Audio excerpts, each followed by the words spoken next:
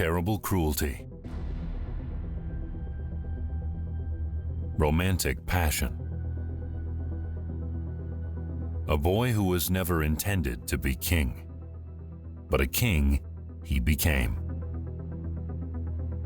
But his story is so bombastic. I mean, what other monarch has 6 queens and beheads 2 of them?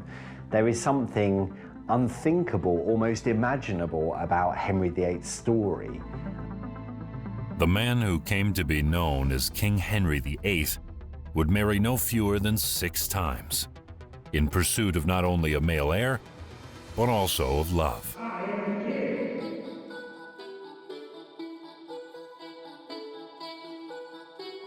But who was the man behind the myth of the king who married 6 times and had 2 of his wives beheaded?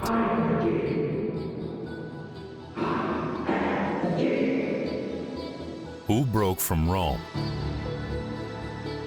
sacked monasteries, built naval ships of 1,000 tons, and executed hundreds of his own subjects?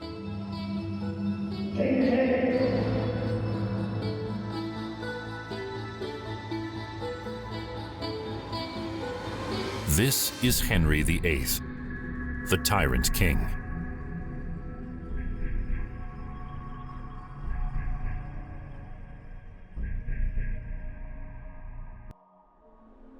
It's 1502.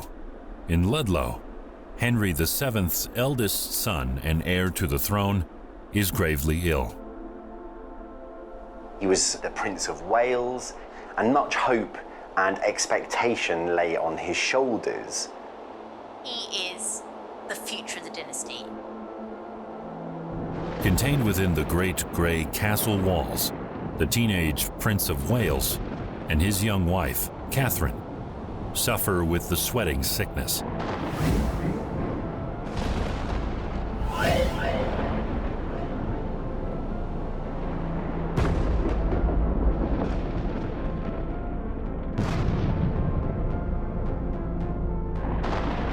The princess miraculously recovers.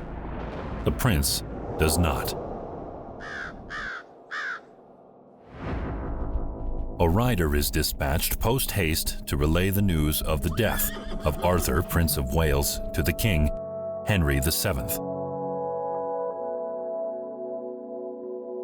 The king and queen grieve the loss of their beloved eldest. But for the king, there is little time to grieve.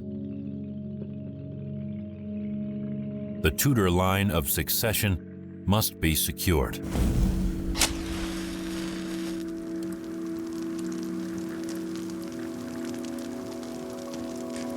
The royal couple have 6 remaining children, all daughters, save one, Prince Henry.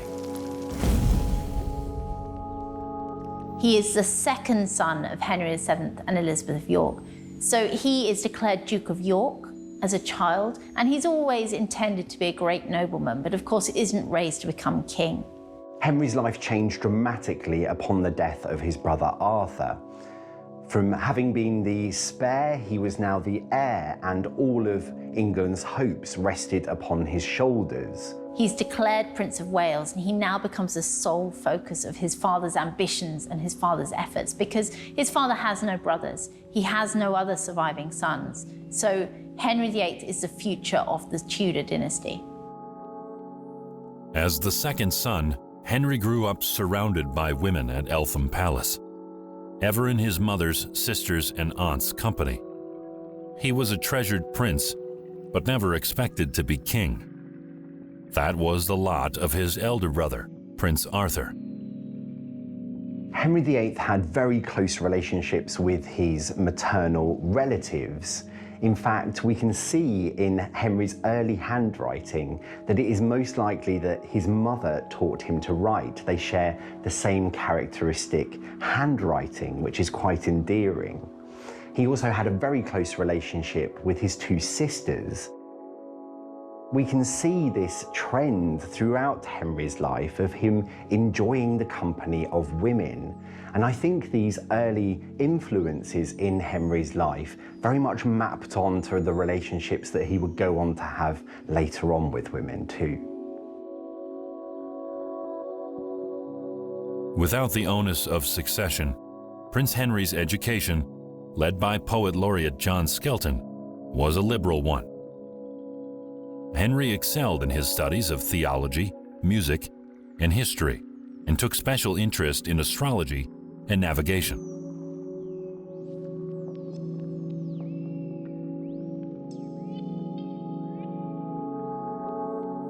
Henry was admired for his charm, intelligence, and charisma, as well as his sportsmanship. Henry VIII can best be described as a young man as a golden prince. He was very much conversant in the language of courtly love. He enjoyed singing, dancing, composing music, and also playing instruments. But he was also very athletic. He enjoyed riding, hunting, and taking part in combat sports such as the joust royal and also wrestling. But upon the death of his brother, the 11-year-old Henry's life is turned upside down. From this point onwards, the heavy burden of the succession would become his to bear.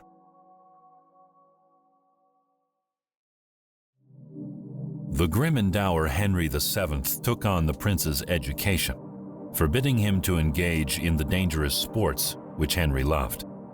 The king maintained that the life of the new Prince of Wales was too valuable to risk. Father and son would war over many differences of opinion. I think Henry VIII's relationship with his father changed quite dramatically. Obviously, Henry had expectations of living a much freer life than he was now destined to. And therefore, I think there was room for conflict between father and son, who had very different dynamic to their relationship now. The king was not well liked by his court or his people, who considered him more as a landlord who would come to collect rent and taxes than a mighty king. Following the calamitous Wars of the Roses, the country's finances were not in good stead. Determined to leave more for his son than what was afforded to him when he came to the throne, Henry VII's careful keeping of accounts, his son would inherit a great fortune.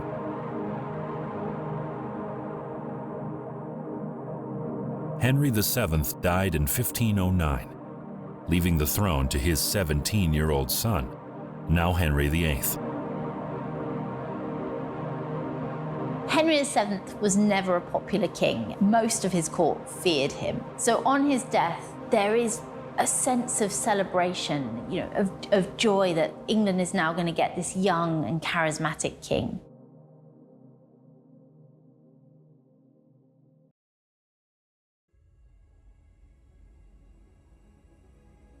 The country's golden prince, the charismatic and handsome Henry, was proclaimed King of England and Lord of Ireland. Henry VIII very much resembled his grandfather, Edward IV, who'd been very, very popular. And there is a real sense of hope for the future. He's seen as a true Renaissance prince. He's highly educated. He's incredibly good looking. The young Henry VIII was described as so beautiful, he'd make a pretty woman.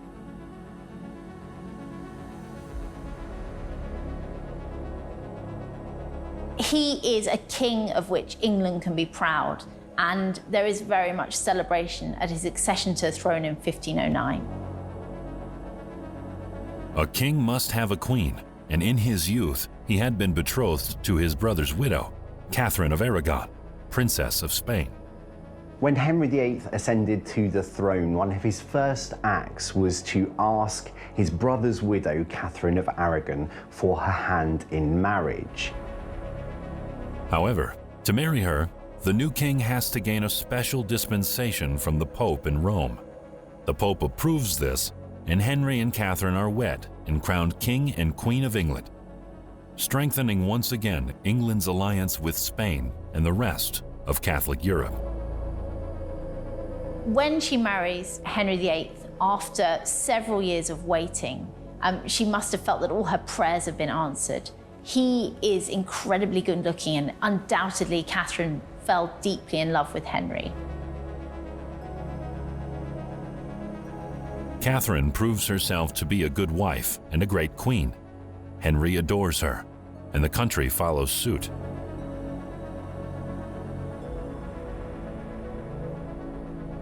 Henry VIII was an incredibly devout man.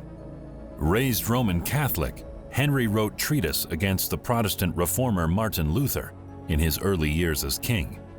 For this aegis he was rewarded by the Pope, who declared him defender of the faith. He loved music and dancing and feasting above all else. Every day, a buffet would be set out for him, a table laden with pies, game, roasted meats, pottages, and sweet dishes such as custards, fritters, and jellies. Some of his favorite dishes included venison, pies stuffed with oranges, and loved fruits such as cherries and strawberries. His personal chef, a Frenchman named Perrault, is one of the best paid men in the country.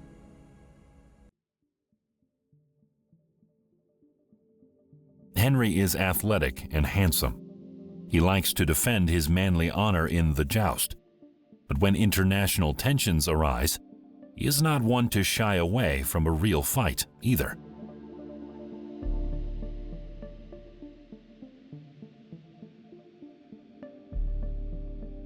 In his early reign, Henry is often at war with France.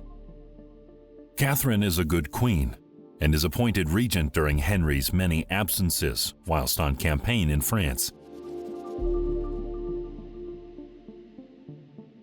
Catherine in many ways was an ideal queen consort. She was supportive of Henry and his many campaigns abroad, but she was also happy to be subservient to him. She was a loyal wife to Henry and also expected loyalty back. She fulfills all her duties as queen, save one, securing a male heir.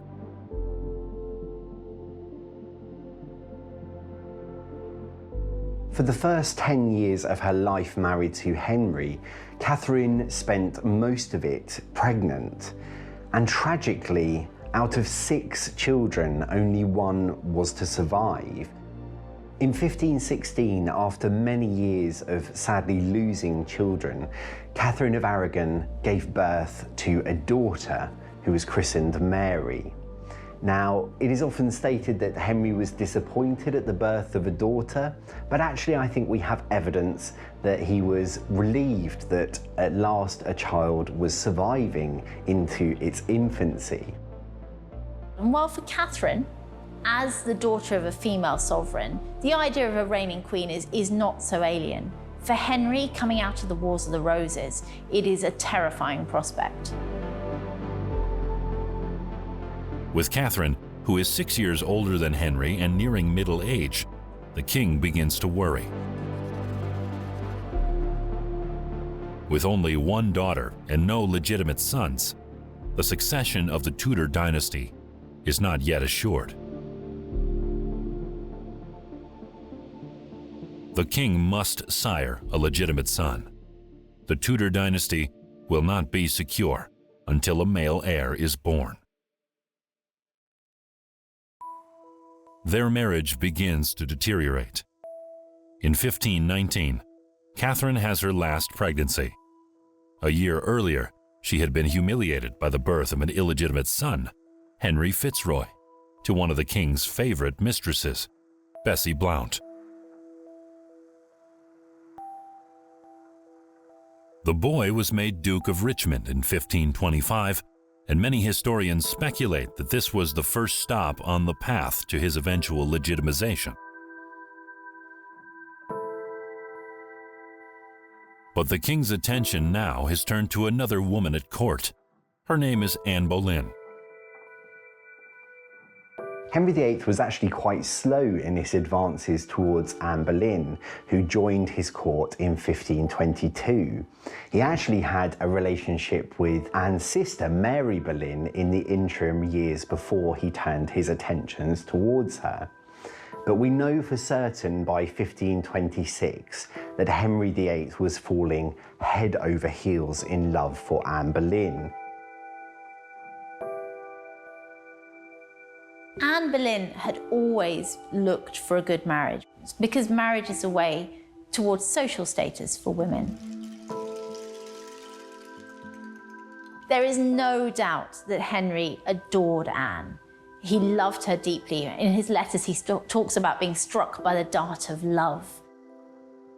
Henry will move heaven and earth to marry Anne for love, lust, and for the male heir he so desperately craves.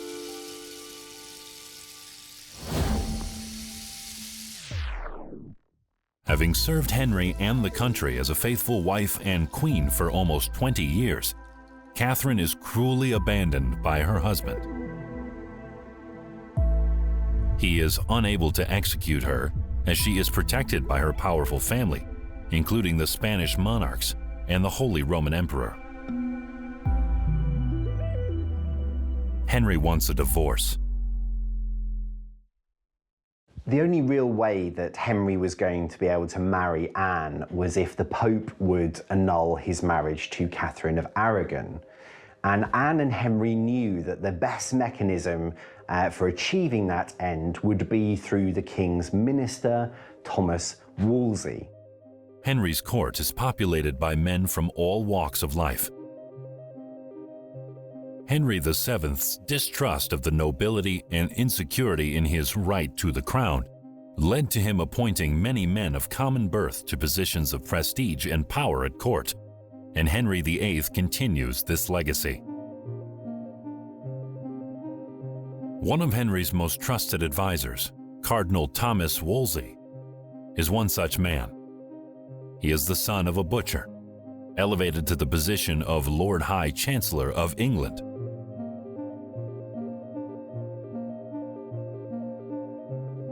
In the late 1520s, he is entrusted with one of the most important missions of Henry's reign thus far. He is sent to Rome to petition the Pope to grant an annulment for the marriage of Henry and Queen Catherine, so that he may be free to marry Anne Boleyn. Henry wanted to annul his marriage to Catherine of Aragon on the basis that she had been his brother's wife. So they're related to within the first degree of affinity. They are, as far as the church is concerned, brother and sister. And his argument is that you cannot dispense such a marriage, and such a marriage cannot be permitted. It is against church law.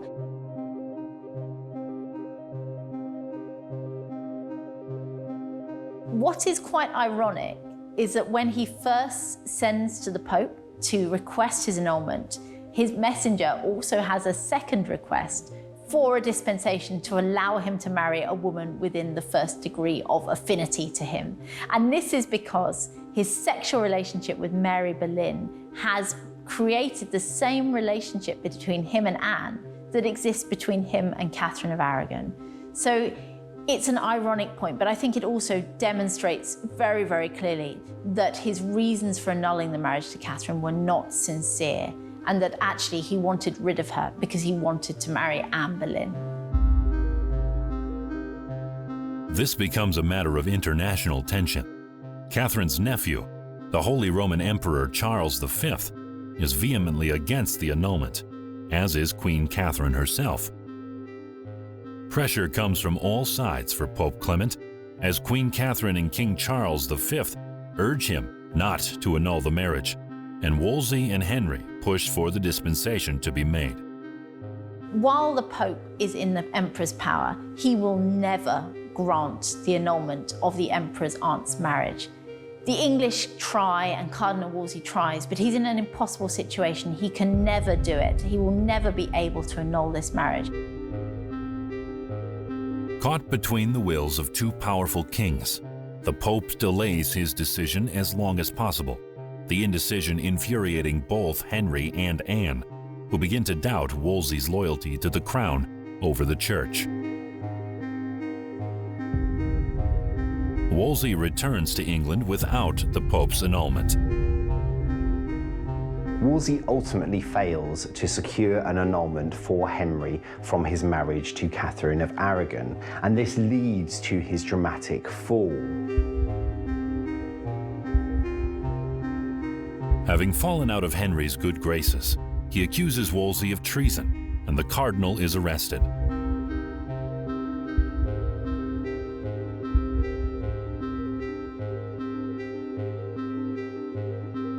He dies on the way to his trial. Thomas More is replaced as the Lord Chancellor.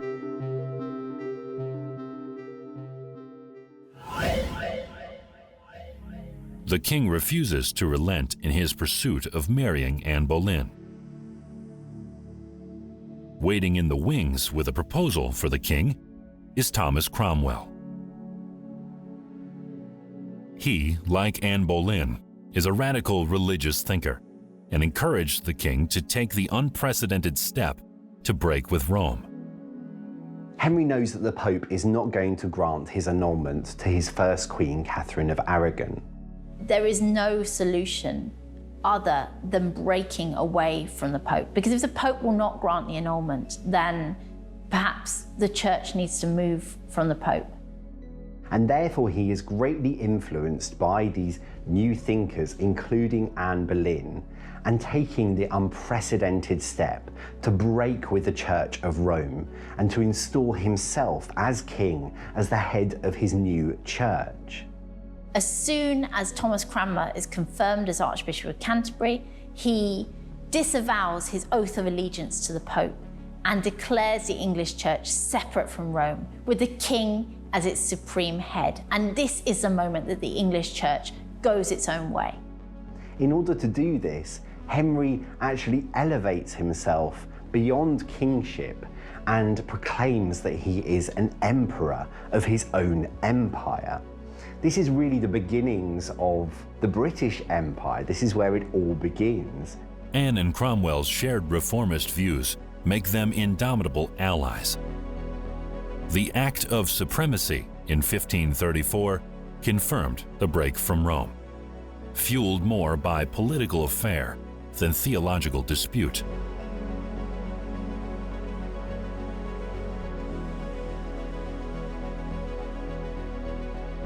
Having installed himself as the supreme head of this new Catholic Church in England, grants his own divorce and begins preparations to marry Anne Boleyn.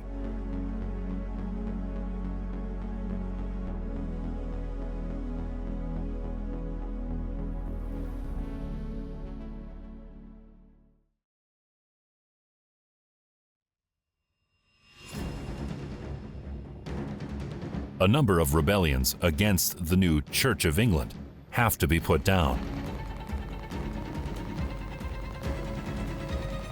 Dissenters fare much the same.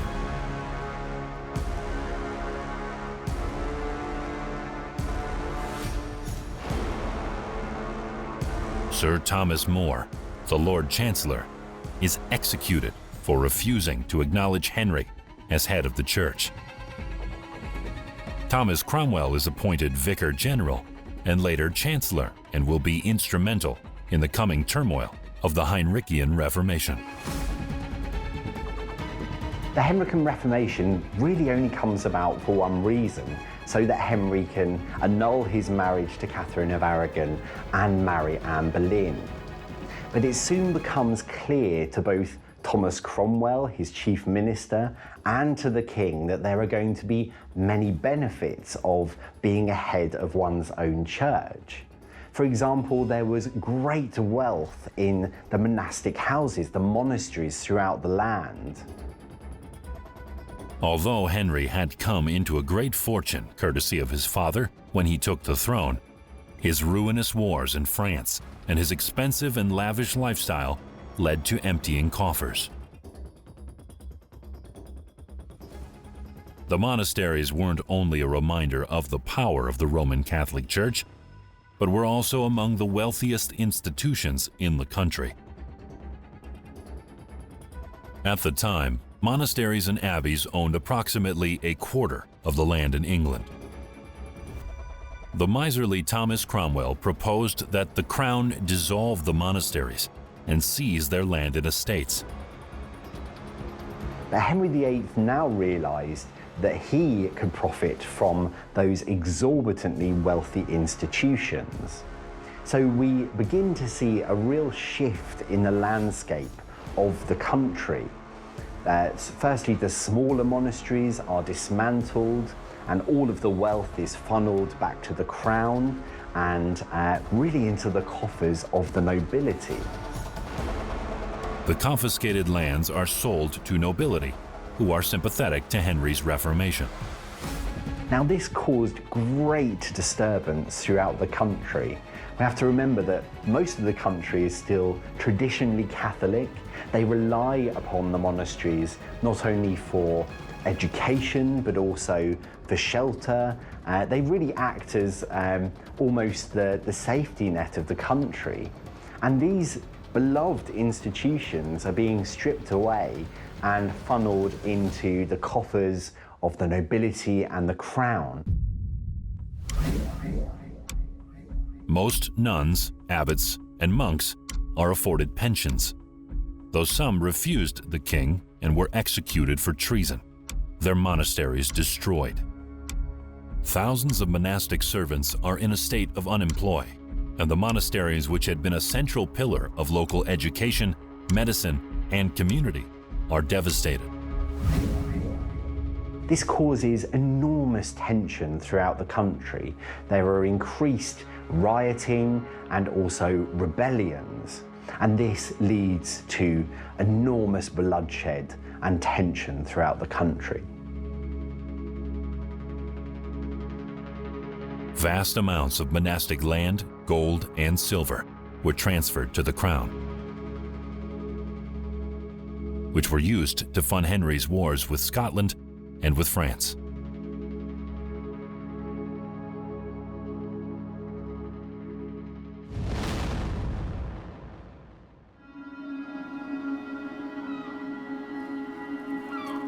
In the winter of 1532, Anne and Henry journeyed to Calais to gain the approval of King Francis I of France. In a private conference with Anne, he gives them his blessing, and by the time they reach Dover on their ship, they are lovers. They wed hurriedly in secret and again publicly 2 months later, and Anne is crowned queen.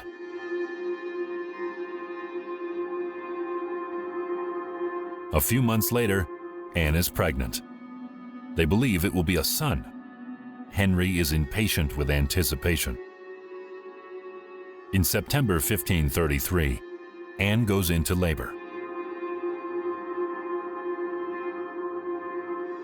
Henry had moved heaven and earth to marry Anne Boleyn, and the price for crowning her was the delivery of the much longed for male heir that Henry so desired. But the child that Anne had in 1533 wasn't a son. The baby is a girl. They name her Elizabeth, after Henry's mother. Elizabeth's birth was disappointing. I mean, he really did want to have a son, but he knew that both he and Anne were young enough to have more children, and Anne does quickly become pregnant again the following year.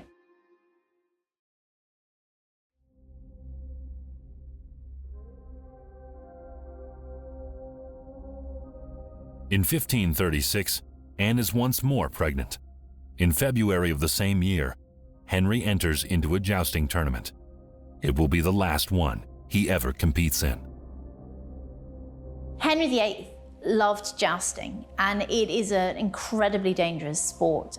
Once in his youth, actually, he came close to being killed when he forgot to put the visor down on his helmet, and his friend, the Duke of Suffolk, didn't notice and jousted at him, and actually the lance splintered, and he was very lucky to survive.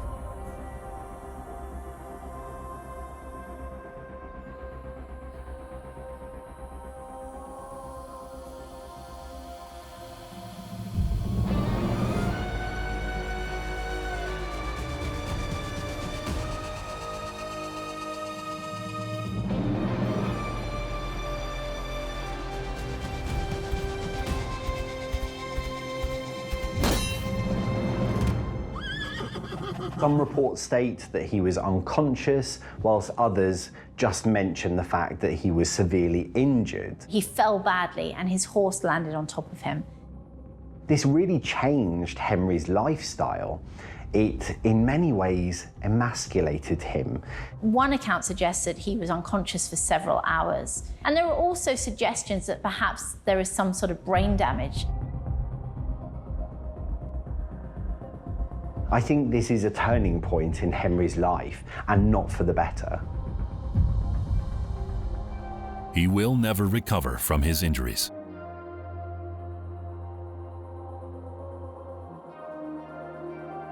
Anne miscarries from the shock of Henry's accident.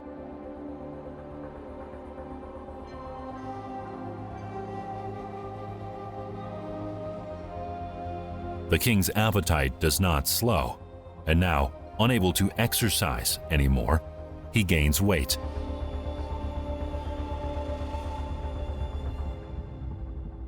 The king's personality shifts. The injuries he sustained in the accident make him more irrational, irritable, and unreasonable.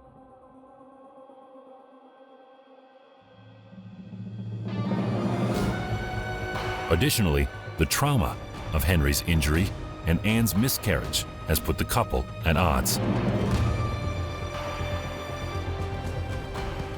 Thomas Cromwell and Anne, who once had been united in the pursuit of the same cause, are now warring over the king's favor.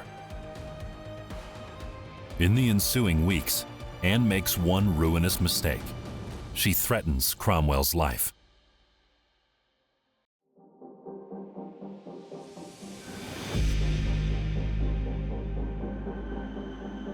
Whilst Henry and Cromwell were intent on plundering the spoils from the monasteries and funneling the funds into their coffers, Anne had other ideas. She believed that the wealth from the monasteries should be distributed, much as the monasteries had done, to the common people by way of establishing educational facilities for the masses. The masses had relied upon the monasteries for education.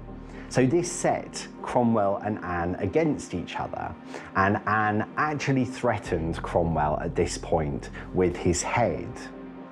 Cromwell retreated from court, and upon hearing that the king wanted out of the marriage, he returned and fired directly at Anne's head.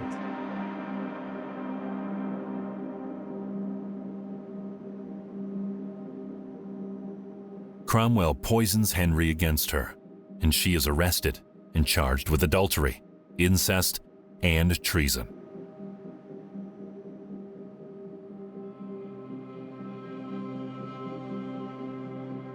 Though she is his wife, queen, and mother of his child, Henry signs her execution notice.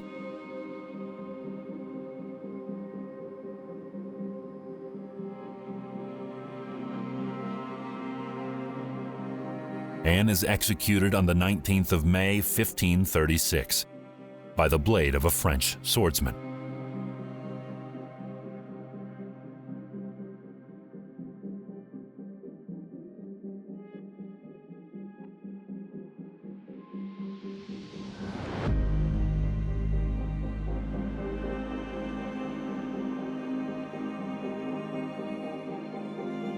Henry orders a cannon be fired at the moment of Anne's death, so he knows when it is done.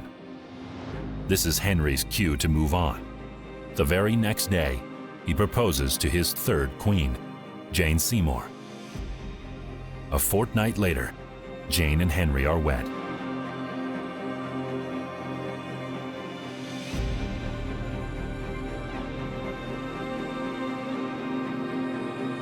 To Henry's great relief, in October 1537, a son is born, whom they call Edward. After many years of heartache, Jane Seymour finally gave Henry the son and heir that he so desperately craved. Henry was elated.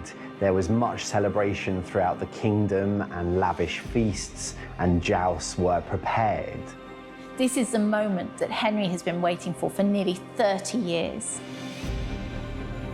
But tragically, all was not well in the birthing chamber. Jane holds on until the 24th of October, 12 days after the birth of her son, before sadly dying in the night. Henry VIII was absolutely crestfallen at the death of Jane Seymour. He really appears to have entered into a prolonged period of mourning and depression. Henry at this point had gone through a huge amount of heartache. He had gone to extraordinary lengths to secure this son and heir. And then, tragically, his wife had been snatched away from him. He really must have felt that everything was stacked against him at this point. The north of England have been against the dissolution of the monasteries since their conception. And an army of 30,000 faithful Catholics in 1536 marched to London to demand the restoration and reopening of the monasteries. The march will become known as the Pilgrimage of Grace. Upon arrival, the rebels are promised pardon and the discussion of reopening the monasteries in Parliament at York if they disband. But Henry had deceived them, as the leaders are soon arrested and 200 rebels executed.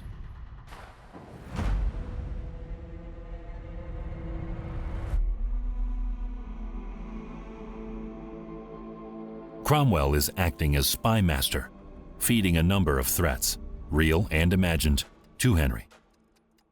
He becomes increasingly paranoid that England may come under attack from Europe, and enriched from the confiscations of the monasteries, he builds a series of coastal defenses to bolster the coastline from Franco-German invasion, including the first dockyard at Portsmouth.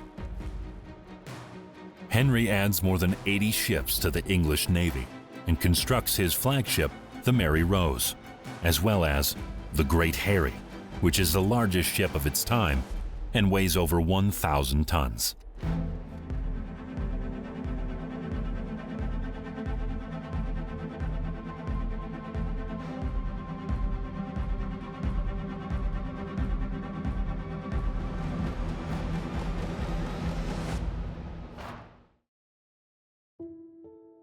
Two years elapse, and in 1539, Henry is once more in search of a new queen.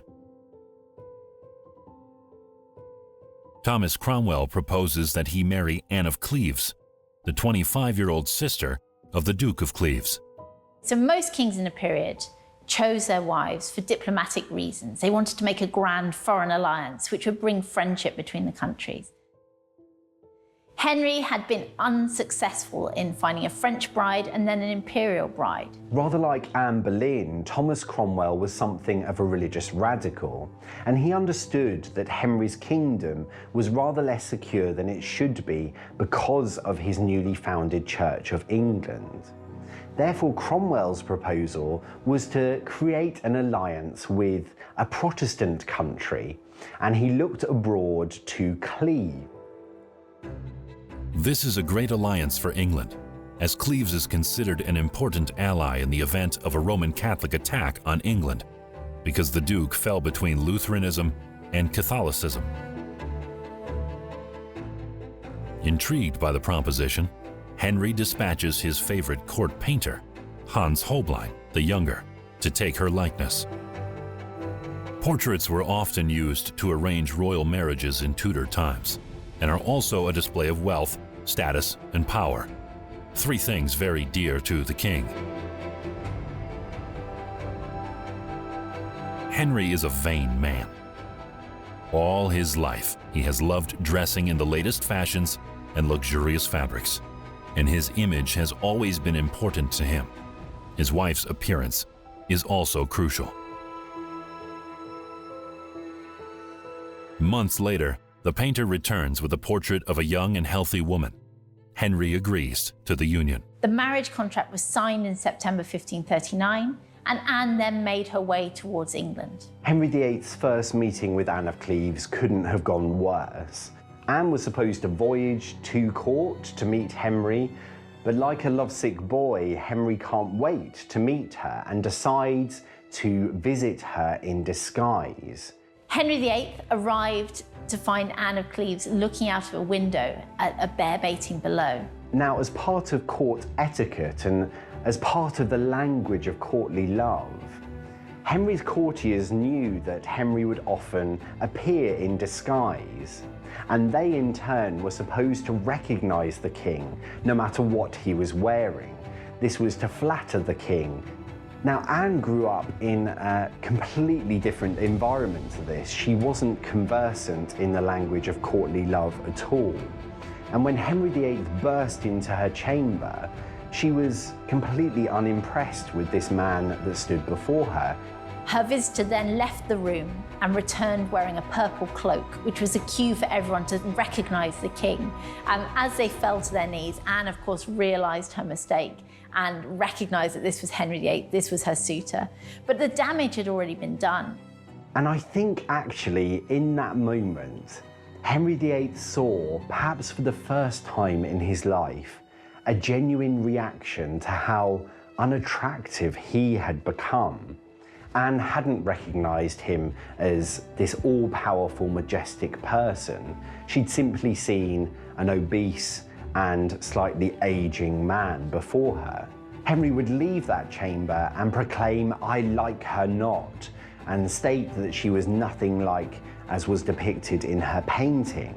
Actually, most people seem to have agreed that the portrait was a good likeness, but there was just something about Anne that didn't appeal to Henry. But I think the truth of the matter was that there was an ugly, aging and smelly person in that chamber. And it wasn't Anne of Cleves, it was Henry. Unable to get out of the marriage for fear of offending Europe, the couple marries. He had suffered from intermittent impotency since the days of his marriage to Anne Boleyn and just could not consummate the marriage. So the marriage was a disaster. They divorce as soon as an allyship with Cleves is less desirable. Anne is afforded the title the King's Sister and gifted a great portfolio of properties.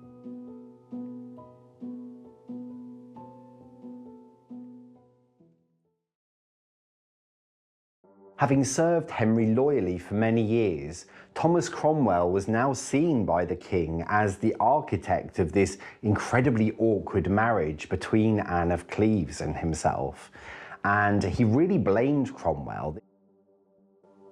The Duke of Norfolk, a noble of conservative views and an old rival of the reformist Cromwell, has another proposal for the king. He offers Henry the hand of his young niece, Catherine Howard, and convinces him that Cromwell no longer prioritizes the king's wishes, but his own. Despite decades of friendship and service to the king, Henry signs the execution notice. He is not even afforded a trial. On the 28th of July, 1540, Cromwell is led to the scaffold at Tower Hill, where the executioner's axe awaits him. Not far away, on the very same day, King Henry and his fifth queen, Catherine Howard, dance and feast at their wedding banquet.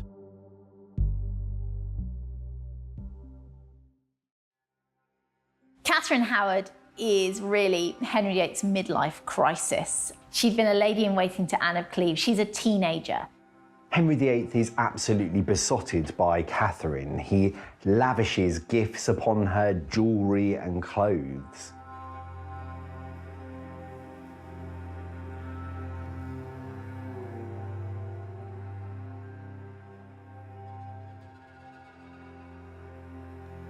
Soon rumours start at court that all is not well with Catherine's past.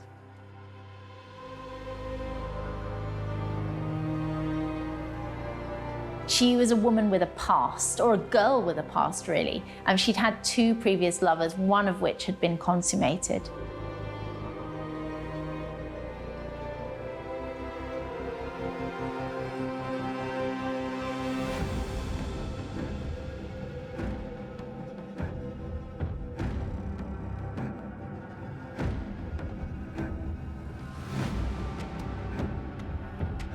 and the Archbishop of Canterbury, Thomas Cranmer, leaves a letter for the king to find, which details some troubling facts about Catherine's past.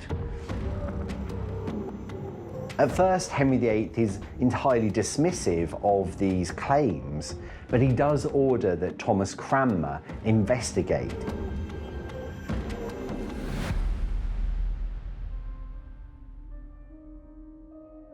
But then things take a turn for the worse. A letter is discovered in the possession of Thomas Culpeper, one of Henry VIII's favourites at court.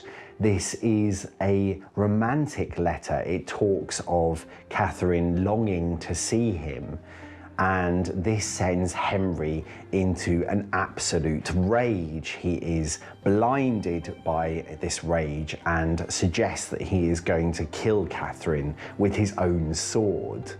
She is confined to her apartments and then is imprisoned at Sion Abbey. But rather unlike Anne, who is dispatched within 19 days of her arrest, Catherine languishes in prison. Henry can't quite believe what has happened.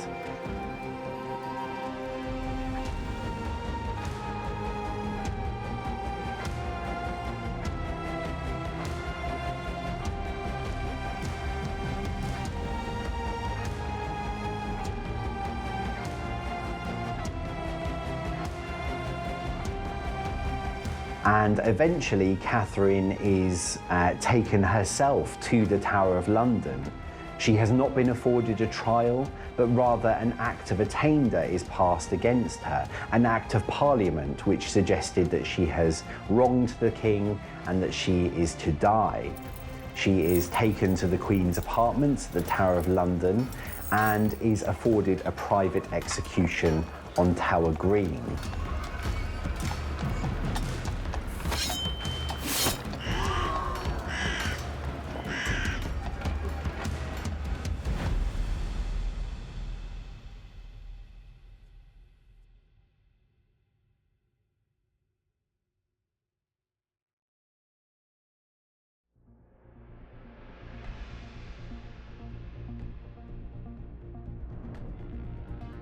As his life accelerated towards its end, Henry becomes obese.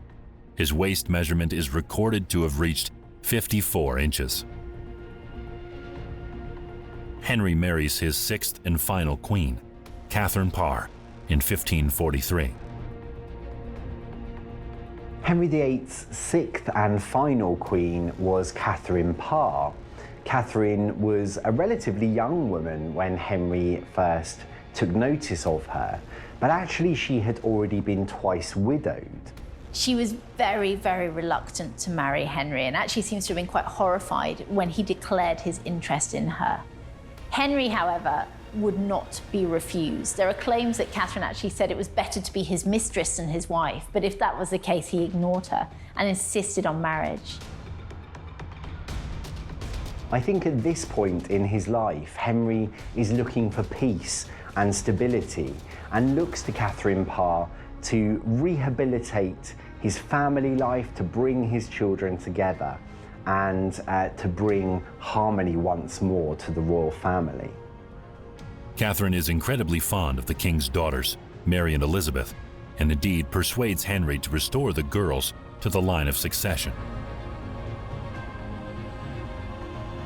Third Act of Succession of 1543 confirms this, and the line of succession now stands as Edward, Mary, then Elizabeth.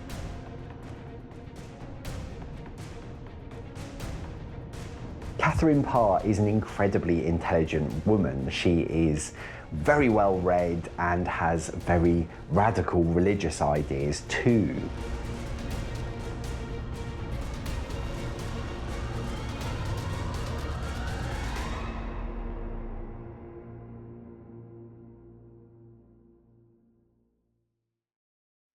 Catherine immediately took up her duties as queen.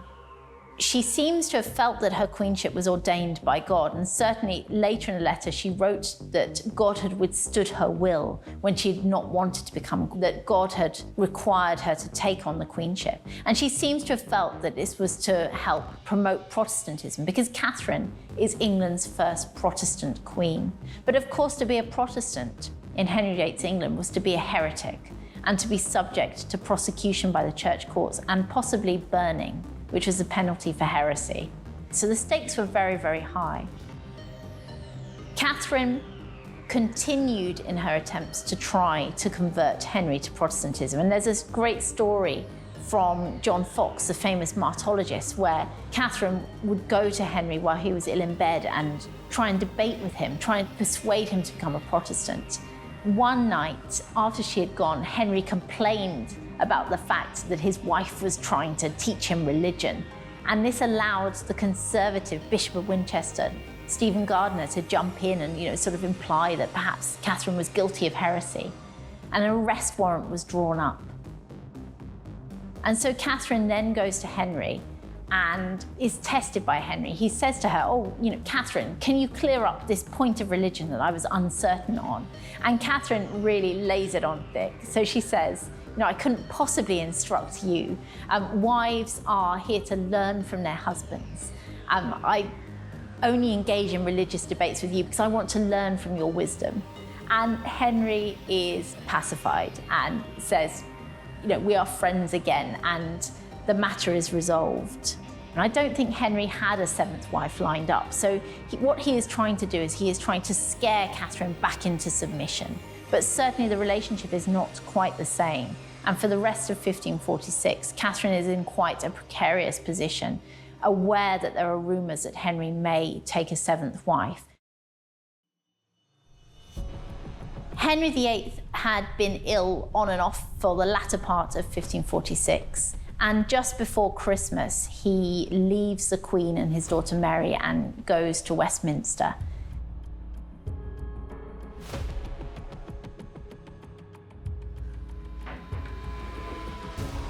And it's clear very quickly that he's dying. He spends his last few weeks cloistered away with his council, and particularly his secretary, William Paget, who is very close to Edward Seymour, Henry's brother-in-law, the brother of Queen Jane, and the uncle of the heir to the throne.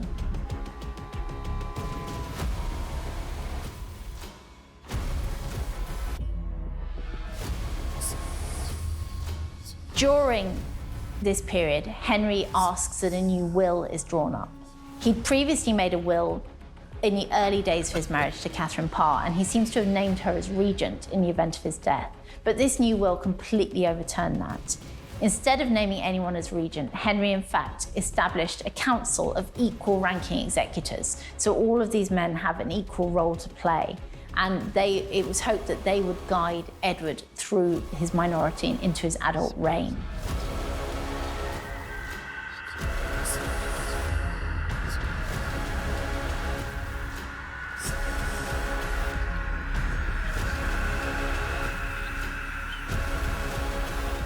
On 28 January 1547, Henry dies at age 55 at the Palace of Whitehall. His death is kept secret for 3 days. Henry is interred in a vault at St. George's Chapel, Windsor Castle, next to his third queen, Jane Seymour. The end of one king's reign is but the beginning of another's. His son, Edward, is little more than 9 years old and is now the King of England.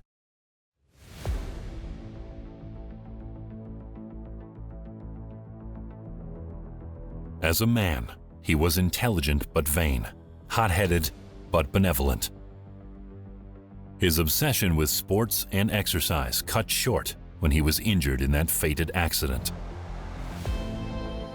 As a husband, he was generous and kind, gifting jewels, titles, and lands, until he fell out of love. Then he was cruel and callous. As a Tudor, he was suitably obsessed with the line of succession and unleashed all manner of tyranny to ensure a male heir.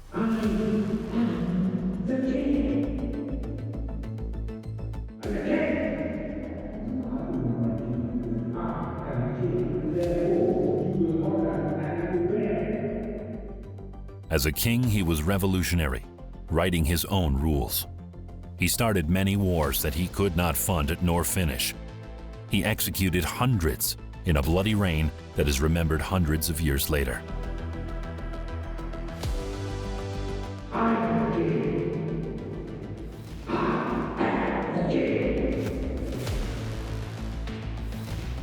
It's hard to discern the man from the myth, but it's easy to see that Henry VIII has become the most infamous English king and is remembered half a millennium later for his romantic passion and his tyrannous rule.